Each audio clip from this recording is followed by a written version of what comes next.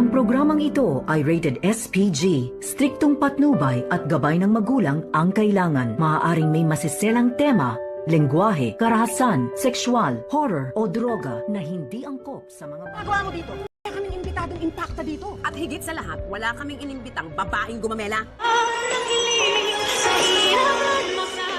Nang matapos nga dito sa simbahan, itong sina Carlos at Lynette ay agad naman nagpasya na pupuntahan na nga nila itong reception kung saan ay magsalo-salo ang mga ito. At nagulat nga itong si Diyosa at Aling Susan nang makarating na nga dito sa reception na makita nga nila itong si Moira na naroon. At sabad nga dito ni Aling Susan kay Moira na wala daw silang iniimbitahan na impacta at dagdag pa ni Diyosa na bawal din doon sa reception ang babaeng gumamela. At ito na nga si Moira. At dahil ayaw nga na makita ni Diyosa at Aling Susan itong si Moira, kaya agad naman nila na pinagtutulakan ito. Subalit ay hindi pala alam ng mga ito na may pa-surprise pala itong si Moira sa kanila. At maya-maya naman ay sumunod din itong si Zoe nang mabalitaan ni Zoe na nandun itong si RJ at itong si Moira.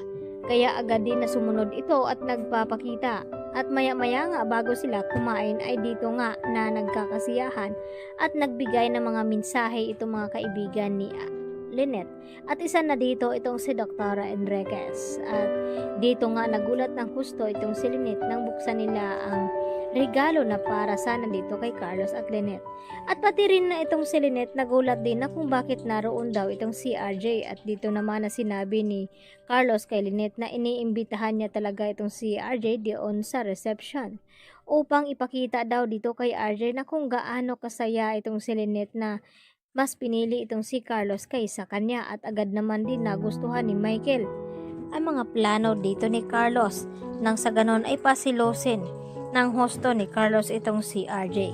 Subalit ay magiging kabaliktaran ang lahat ng ito dahil sa mababasa nga ni RJ o dito ni Carlos ang sulat na hawak ngayon ni RJ na galing dito kay Lynette na nakasaad doon na may party pa rin si RJ sa puso ni Lynette at mahal niya ito. Subalit dahil sa ayaw na masaktan ni Lynette itong si Carlos, kaya minaigi na lamang niya na ipagpatuloy ang pagpapakasal dito ni Lynette kay Carlos dahil sa laki ng utang na loob nito dahil itong si Carlos ang pumuno nung ito'y nawala si RJ at malaki din ang tulong ni Carlos dito kina Annalyn at Chang Susan. Kaya hindi niya kayang ipahiya o saktan itong si Carlos. Kaya mababalot naman ng galit itong puso ngayon ni Lynette kapag nagkaalaman na nga na itong si Zoe ay anak pala ni Carlos Benitez. At naroon na nga itong si Zoe upang gusto niyang i-congratulate itong kanyang ama na si Carlos Benitez at ang kanyang bagong stepmother na si Lynette Santos. At magugulat ang lahat dahil sa kanilang marinig na itong si Zoe ay isang anak dito ni Doc Carlos at hindi tunay na anak ni RJ.